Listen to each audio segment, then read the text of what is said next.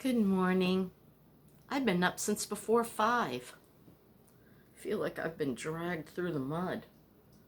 I'm tired and I feel beat up. I'm going through a lot right now. Decisions. I had 2 offers on the trailer, 15,000 and 17,000. And I went and I talked with neighbors, which is so unlike me. I went and I looked at some of the trailers that have sold. They say they're still for sale, but they're not. On the internet, they haven't cleared them out yet. Fear and uncertainty. I'm going through hell with fear and uncertainty. But you stay stagnant, and there's still going to be consequences I'm going to have to face in the future. I'm going to face consequences whether I stay or go. And I don't know which one is scarier. I was talking to the neighbor across the street, and he was telling me about the vet next door. I thought all of his wiring was gone because of the rats, squirrels that get in the wall. That wasn't the case at all. It's the line in the wire from the power box to the house that went $4,000. And the park doesn't fix it.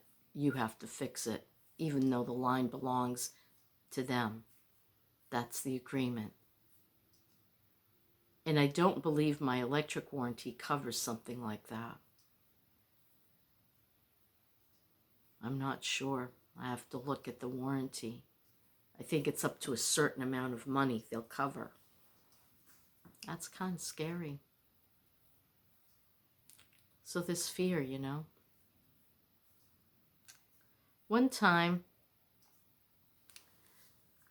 I just wanted something more back then, We were working so hard and all we could afford was to live in apartments that landlords didn't give a damn about.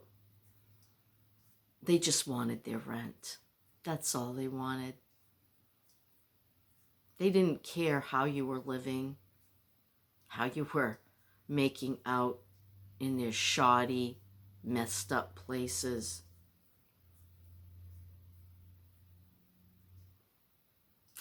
So we decided to buy some land in Virginia. This was our first piece. It was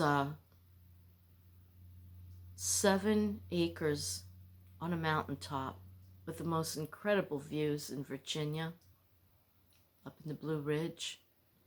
I could see Buffalo Mountain and Pilot Mountain and everything from on top of my hill. Panoramic views, beautiful.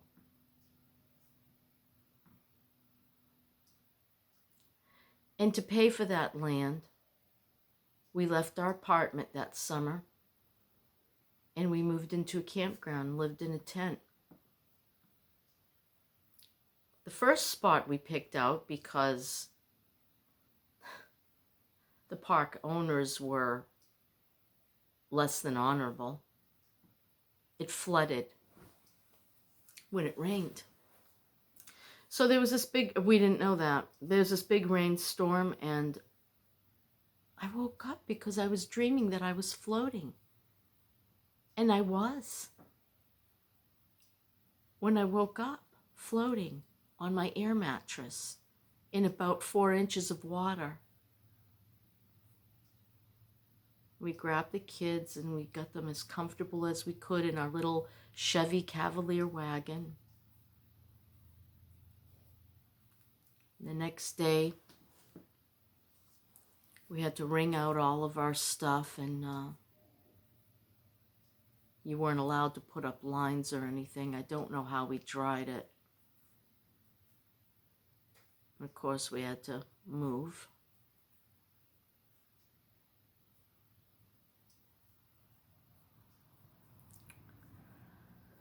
But we got that piece of land paid for. $6,000 back then. I'd never get to realize a home on it, but We got the land.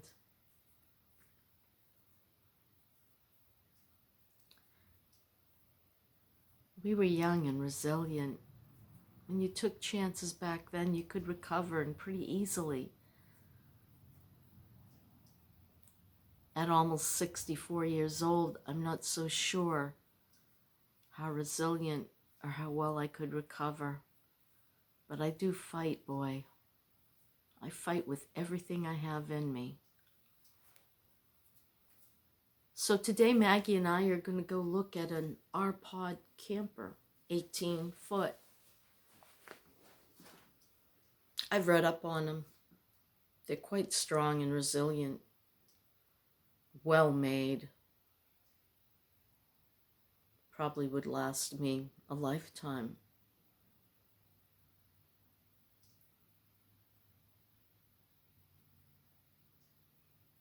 I don't know. I just don't know. But I think I'll go look anyway.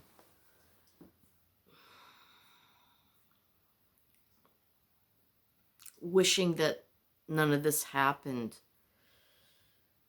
isn't going to change the fact that it has, and that decisions have to be made. You gotta make decisions.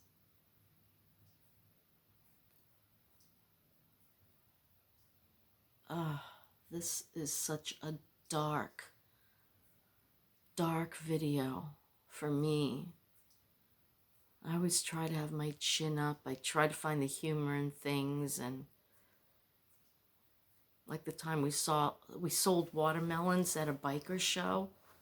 Oh my God. Let me tell you, first let me blow my nose.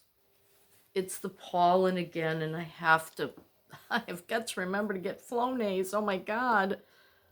Oh, the pollen down here. It gets bad. So we sold this was my brilliant idea, right? Watermelons. We'll sell slices of watermelons to the bikers. We'll ask $3 a slice. That went really poorly.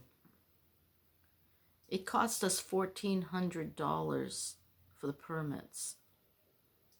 And then they wanted more money from us, but let it go because I was like ready to just walk. Town came around. Or did you get this permit and that permit? And I'm like, are you kidding me? There's more permits? Nobody had told me. It was a great over the cocktail hour story. Dennis loved telling it. Now, when he did something stupid, he didn't want to hear about it. But when I did something stupid, you know, he was so good about the whole thing. He complained a couple times, why didn't we just put our jewelry out? Yeah, you know, in retrospect, why indeed? What really made me sad was one of the bikers lost a wad of money, and he thought we took it because the last time he had it was when he was buying watermelon for his kids. And I saw the vendors next door fixing their books and whispering, and I knew they got it. They got that man's money. I would have never kept it. Wow, that was a disaster. But you get over it. You overcome things. Boy, if we had some crazy adventures, like the time I made him take me to Alaska. We'll talk about that another time. I think I've mentioned it offhand. He was afraid of small spaces. He had claustrophobia, right?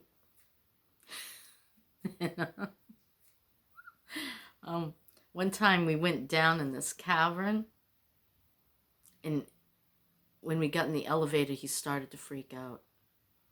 Tell them to take it up. What? And there's a couple next to us, like, expecting Dennis to, like, I don't know, totally flip out, maybe murder people, you know, they had that look on their face, and tell them to take it back up. I can't do this. I started to talk to him. Okay, Dennis, start breathing. As soon as we get to the bottom, I'm going to tell them to take you up, all right? I'll go up with you. The kids can stay and look at the, cavern. And so I'm talking to him. It was like a 10-minute ride down, or it felt like that, right? And finally we get down there, and the weirded out couple, and plus everybody else, gets out of the... And Dennis sees this big, enormous cavern, and I said, okay, I'm going to tell them now to take you up. And he said, I'm fine, and walks out of the elevator. Up in Alaska, we were going to get into this plane, fly over the land that we wanted to see. And I can't do this. I can't get in there. I'm not going to be able to handle it. I'm going to freak out. And the guy comes and starts talking to him, and Dennis likes to talk to people, and he gets in the front of the plane. It's all big glass bubble. You can see it, and he's fine. Adventures with Dennis. Fear, the unknown, the uncertainty. But when you walk through it, it's not as scary as you think. I gotta try to remember that. But sometimes don't we just lose sight of the fact that we're resilient and we bounce? I don't bounce as good as I used to, let me tell you. But I bounce.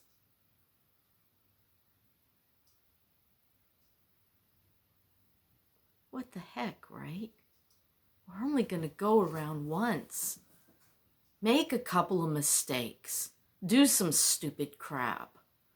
At least you'll have something to talk about in your old age. At the nursing home. I don't want to go to a nursing home. I know I'm a long way from a nursing home. I understand that. Actually, no, there's like a bunch of nursing homes. Oh, never mind.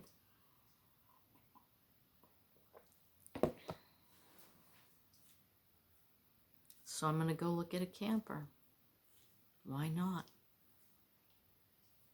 I don't know what I'm doing anymore. Jumping out of planes. I hope it's a soft landing, no matter where I end up.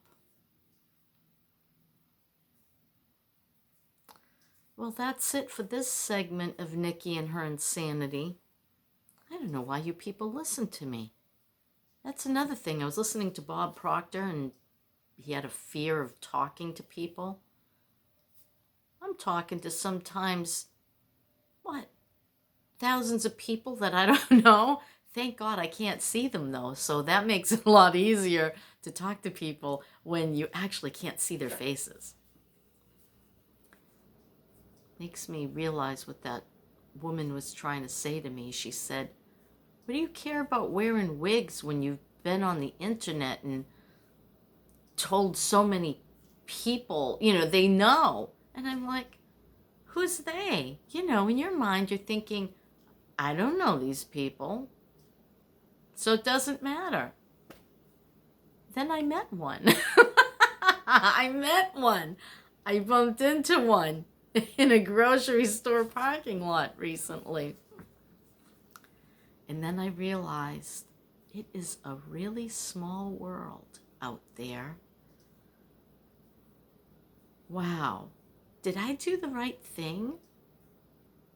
Am I doing the right thing? I guess so. So many people say so many wonderful things out there. You've helped me so much. Wow. How? I don't know. I just feel dumbfounded because of all the mistakes I've made in life. Hey, though, if I make the mistake, then maybe you don't have to. So that makes sense. Yeah, I need to do more cooking. Turns out to be, comedic value, but, because, I'm a scatterbrain. I get it. I guess that's funny. It's all me, though. It's all me live. I just don't want you to see me fall flat on my face, which would be kind of funny. As long as I don't get too hurt. I found so many things recently in little notebooks that I have. I have so many notebooks. Look, look. And this isn't even all of them. There's more. I'm trying to bring them all together, but with my arthritis, it's really hard to write. Here's another one.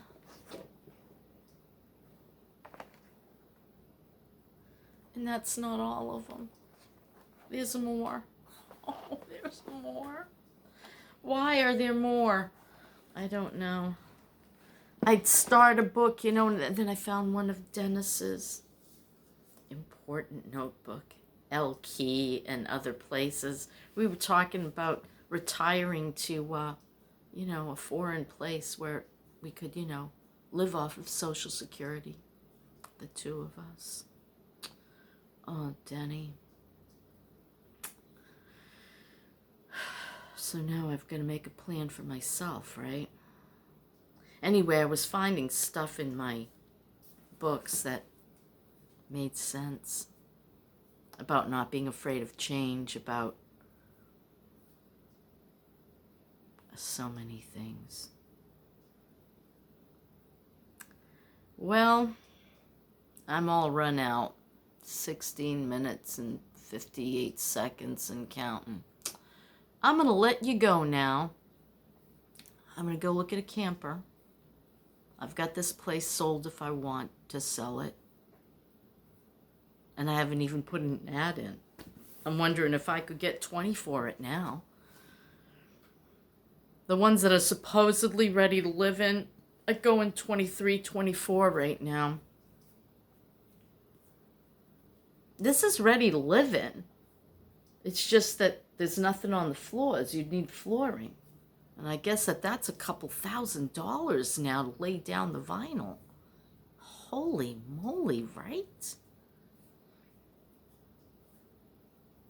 That $17,000 offer, that was sight unseen. I'm like, you haven't even seen the place, when she found out that the other woman wanted it, and I was going to make the deal on Tuesday. She's like, I'll give you 17. I'm like, it needs some work. They don't care. They've got people that come in or they do it themselves and they fix it up. I don't think anyone's going to insulate or barrier it. This is investment. They want to rent them out because there's no rents. No rents in the Tampa Bay area, anywhere. I'm in a suburb, actually, of Tampa, and it's really growing fast. I'm scared about what they're going to put the park rent up next year. They don't care about those of us on fixed incomes. They're rich people, you know. I get it. It's dog-eat-dog world. And God help the ones that can't chew. That's my story, and I'm sticking to it. Bye.